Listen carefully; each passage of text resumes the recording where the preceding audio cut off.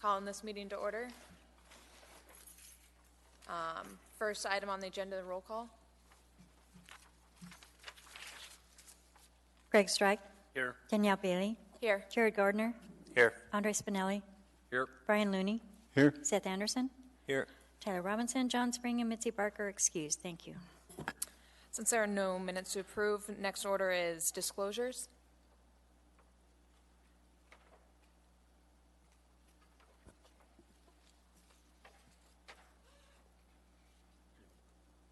And seeing none, no disclosures.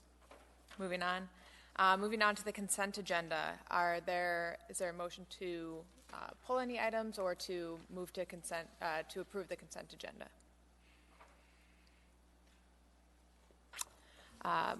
Moved by Commissioner Looney, seconded by Commissioner Gardner. Are there any objections?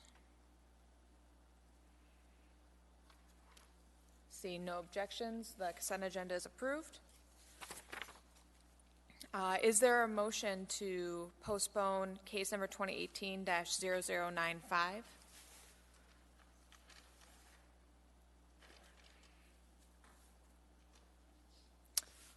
Moved by Commissioner Strike, seconded by Commissioner Anderson. Any objection? Seeing no objection, that has been postponed to November 5th.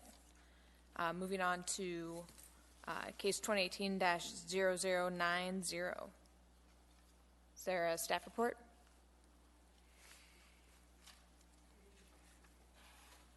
Good evening. Carol Wong for Tom Davis, Planning Department.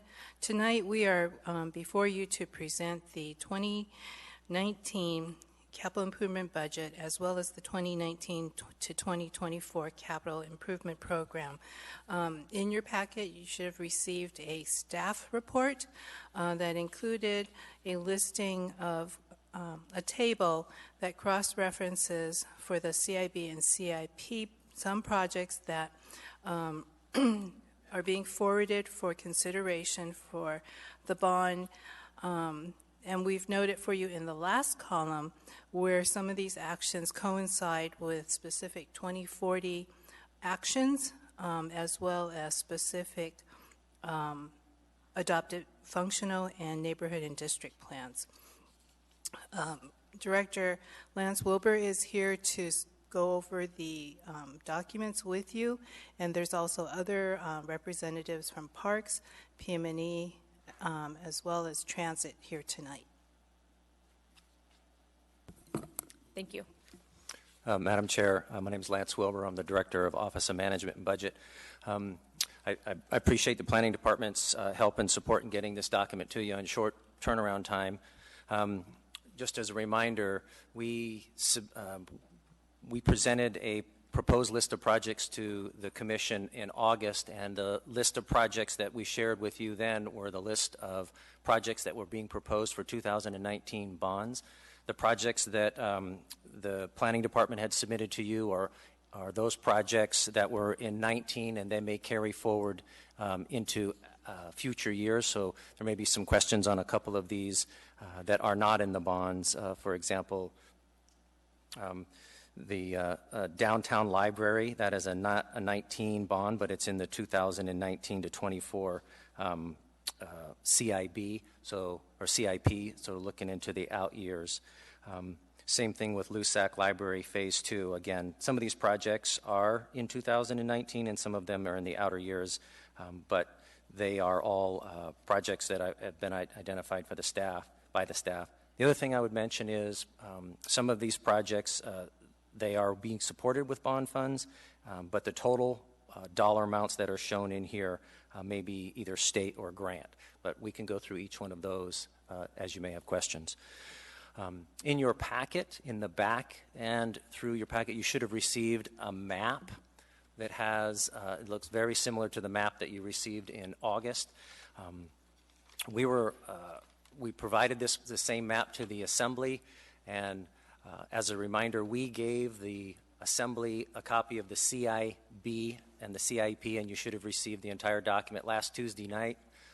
That's the date we were required to give that to them by code.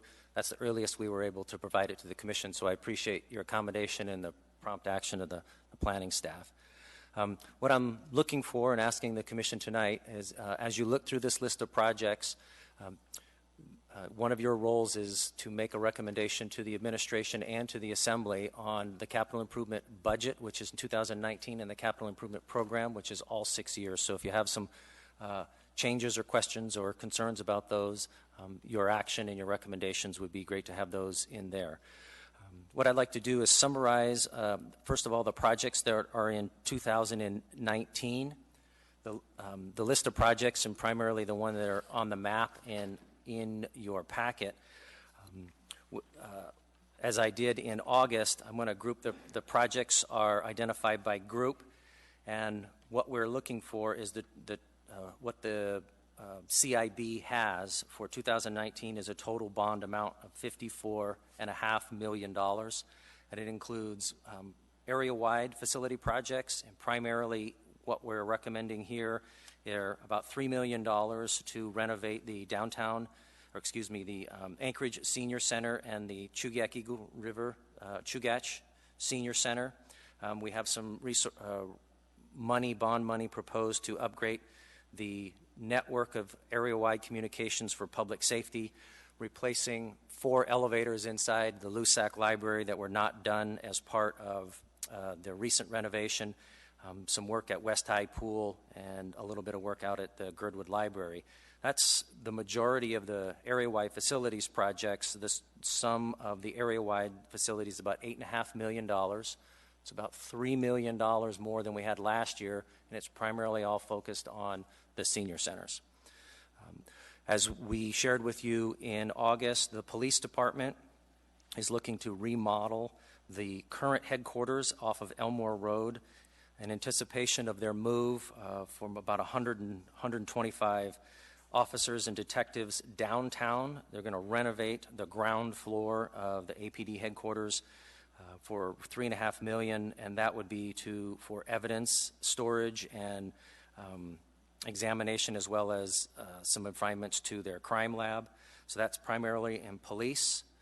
In the transit department, the proposal for their bond would be about $1.5 million. That $1.5 million will match a little over $8 million from federal funds. Primarily, they'll be looking to make improvements at the bus stop at 7th and C, and as they've done in the past, it's for other bus stop improvements, fleet improvements, and some other capital maintenance that they have on their existing facilities. The fire department's proposal for 2019 is $4.5 million, and it includes a new engine or a replacement engine, and these are all replacement vehicles, not additions, a ladder truck, 3 ambulances, a decontamination vehicle, which is basically a vehicle that they would use after they get done fighting a fire. They take off their equipment and they put it in this vehicle and they take it to a different location for cleanup. And then they are on a cycle to replace their cardiac monitors and their air pack equipment. So that is part of the fire department. The Parks Department's bond looks very much like it has in the past. It's about $500,000 or about $300,000 more than it was last year.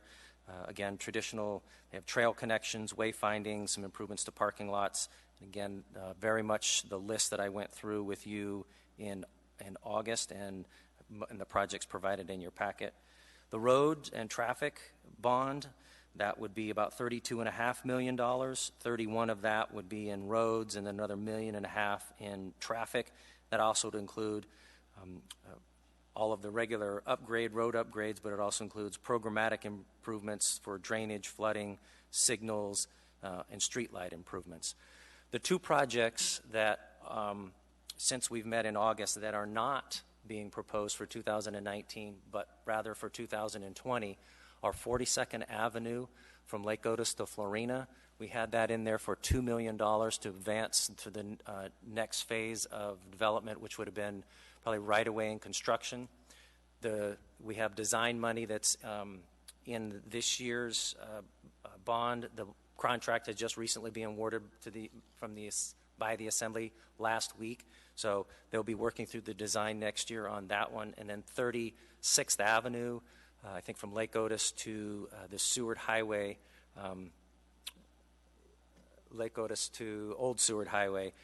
That one is not in the proposed road bond, but however, it had been moved out into 2020. And I think the last comment I want to make is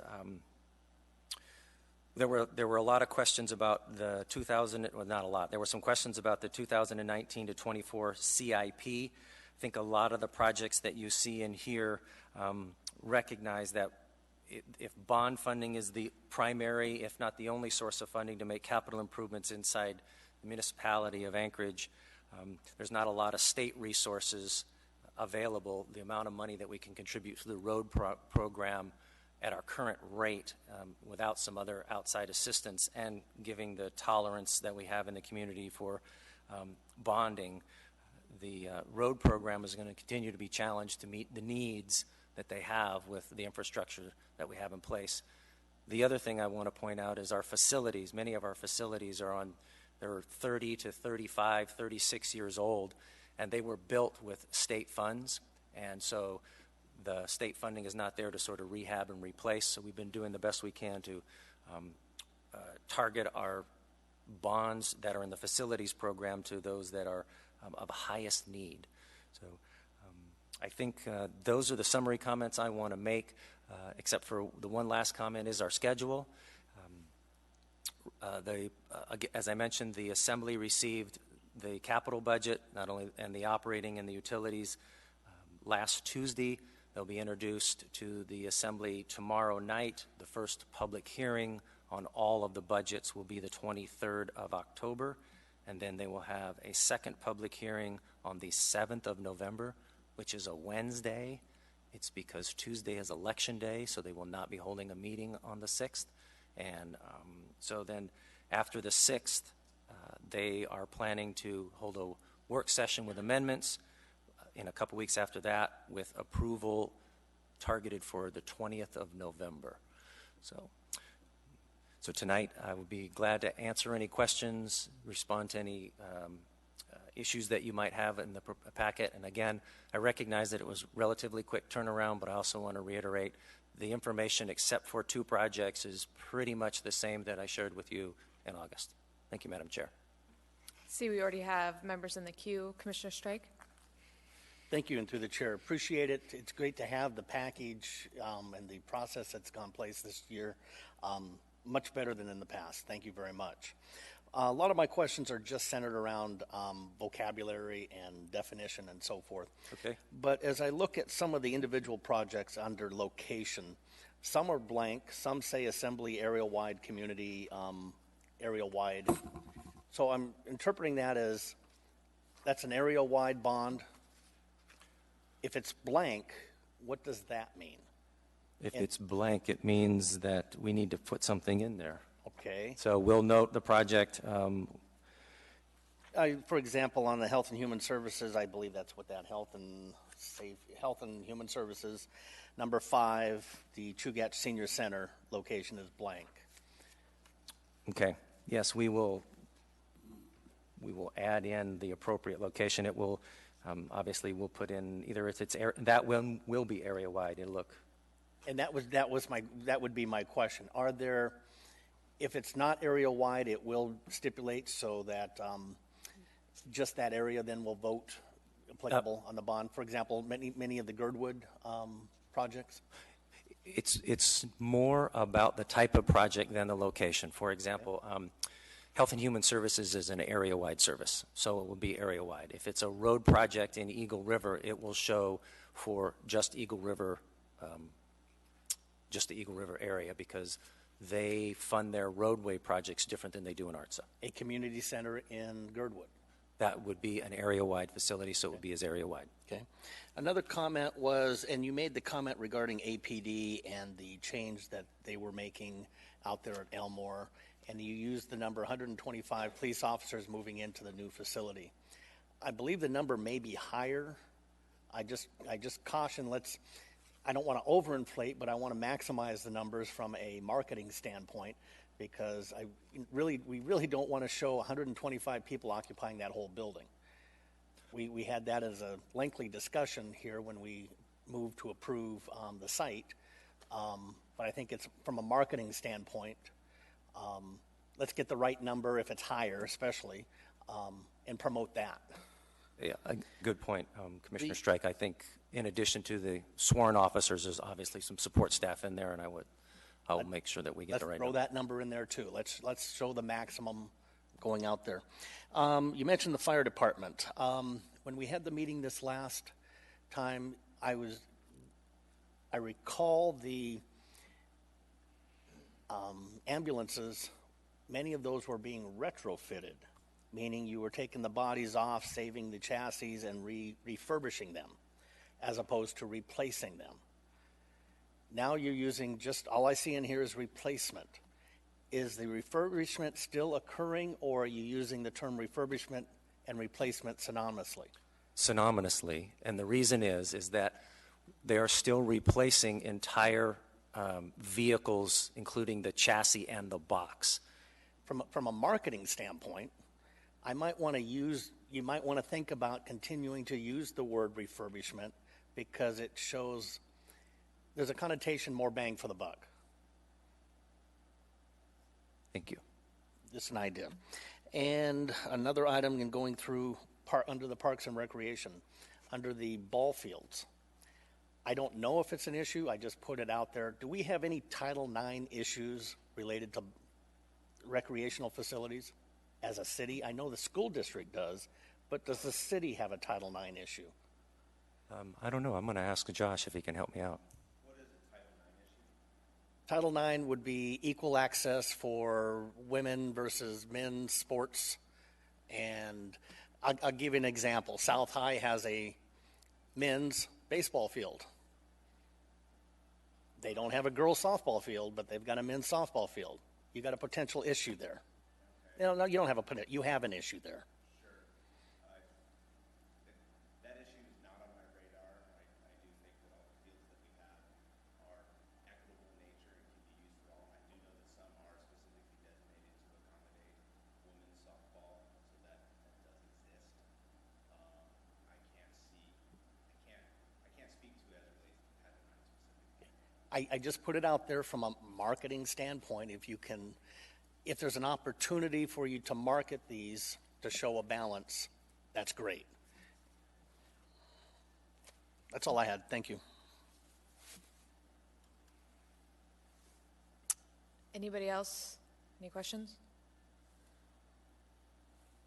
Seeing no other questions, I have a couple of questions myself. I think this has been echoed by planning and zoning in the past, but understand that we're in a period of recession. There's not a lot of money going around, but we also haven't seen many big projects coming down the line, things for people to get excited about. I think that's something that we can't, I just want to re-emphasize that we shouldn't lose focus on that. And then another question that I had is, I feel like one of the biggest concerns that I keep hearing about in the community is specifically addressing the homeless population and the crime, particularly on the trail system within the parks.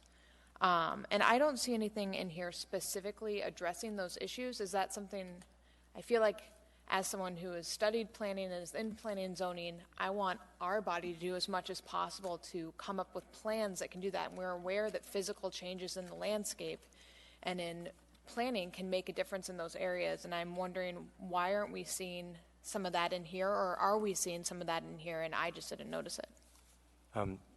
Madam Chair, there's probably a little bit of it in here, but primarily the budgeting and the allocation of resources for dealing with and addressing homelessness and housing is in our operating budget, not so much as a capital improvement.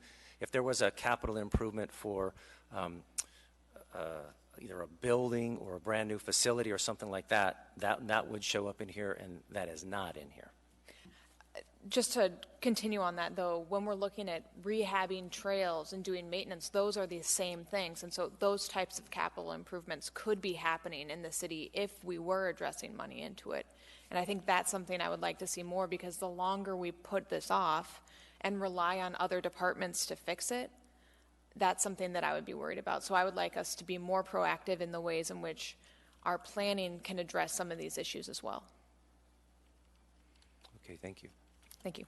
And still in the queue here. Commissioner Strike. I would echo the chairwoman's approach on that too, that it's a hot button, and it's going to get hotter.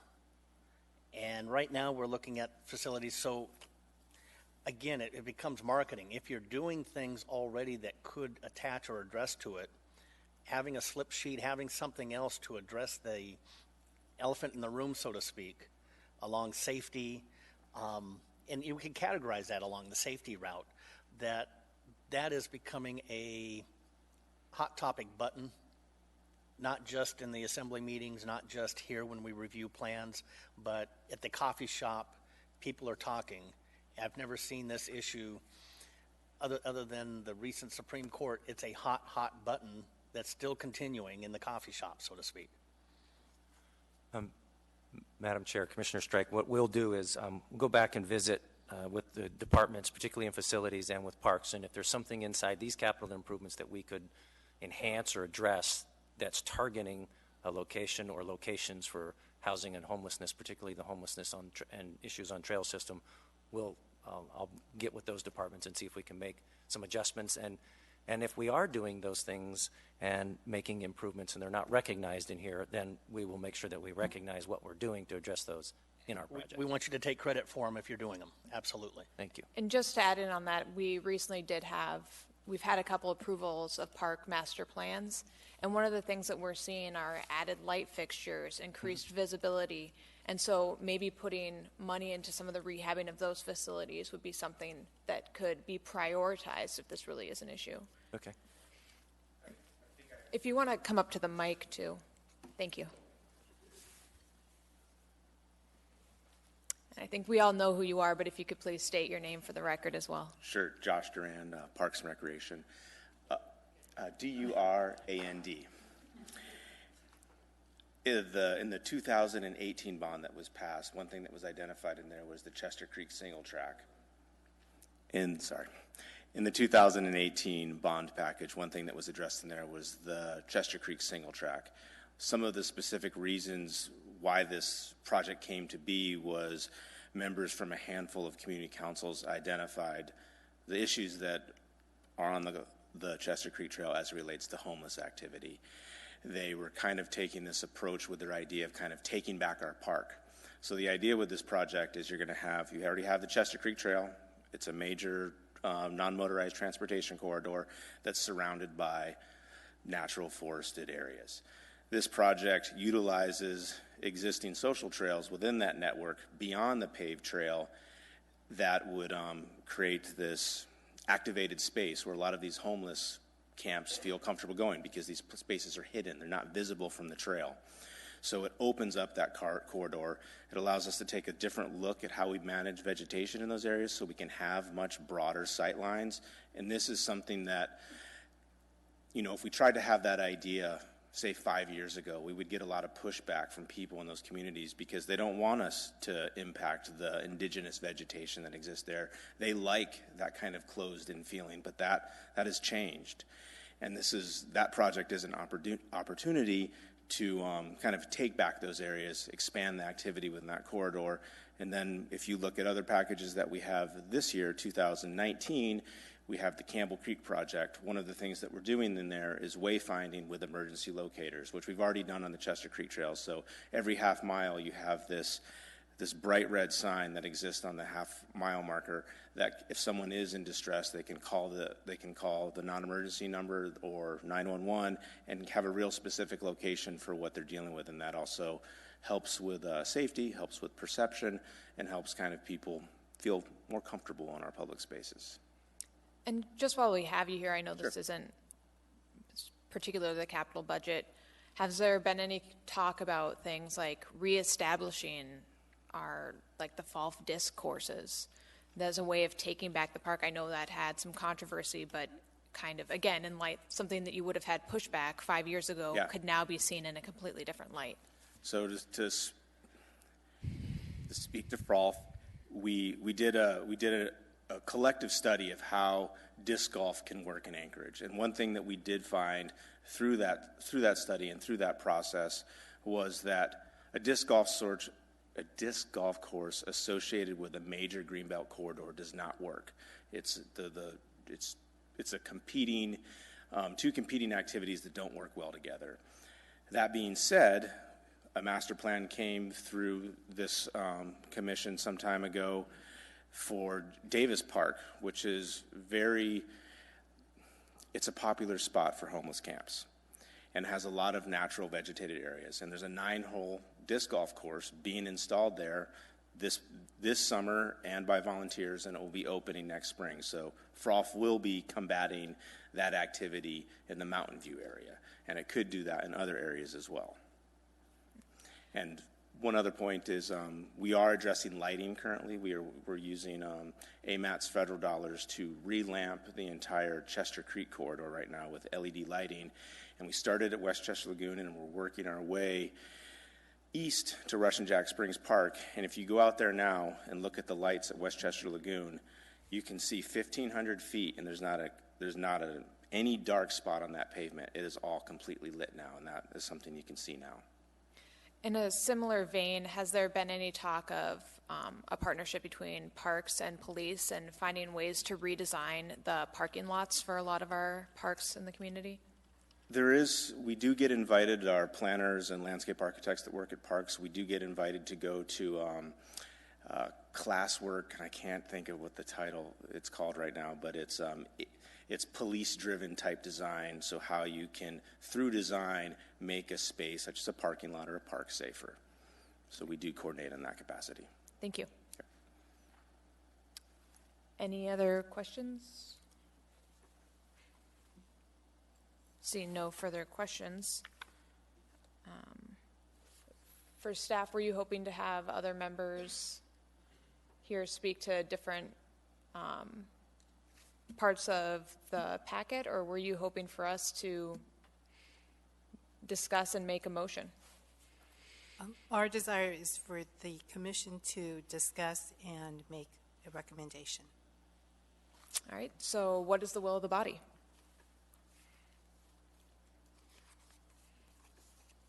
Commissioner Strike?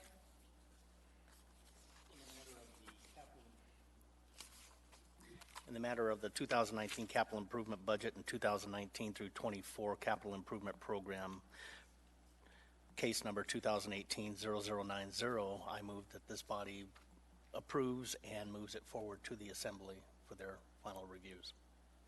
Seconded by Commissioner Gardner. Or is there any discussion? The comment I made earlier was a thank you to the staff, the process, changing up the process from the years in the past, that this is a much cleaner, thorough. It would have been nicer to have the package a little bit sooner, the final package. Granted that, we understand the necessity, but we're getting there. I mean, it's a marked increase from the time I joined 4 or 5 years ago. So I want to thank the staff for their efforts. Thank you. Commissioner Anderson? Yeah, just to add some support. It's a big budget, and there's lots of things in it. And fortunately, Anchorage has a lot of plans that this commission can look at and see, as the staff report showed, that the capital improvement budget supports these different plans and programs and studies. And maybe just a note that I'm sure you've heard before for future CIBs and CIPs, to reference the 2040 land use plan, the reinvestment focus areas, and the plans that really highlight areas that we want to see positive growth. And I think there are some examples within this year's that do pick up on the reinvestment focus areas that aren't really established yet. And finally, for myself, I really want to echo Commissioner Anderson's comment there about focusing on our RFAs. These are some of our long-term goals, and specifically towards what I had mentioned earlier, that we need something as a city to be excited about, and those could be those areas. Same thing with the ideas that one of the main concerns that our city has right now is safety. And so if we were able to focus on some big capital projects there and some big capital projects that would have brought us towards our 2040 plan and our reinvestment focus areas, I think that would have been nice to see But regardless of that, I think the plan was very well prepared, and I will be voting in favor of it. Call for a vote.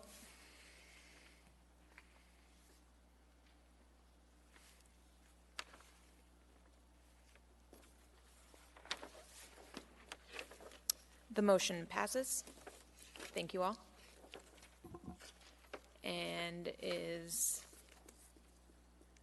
there a motion to adjourn? I believe Commissioner Strike is motioning, seconded by Commissioner Anderson. We are adjourned.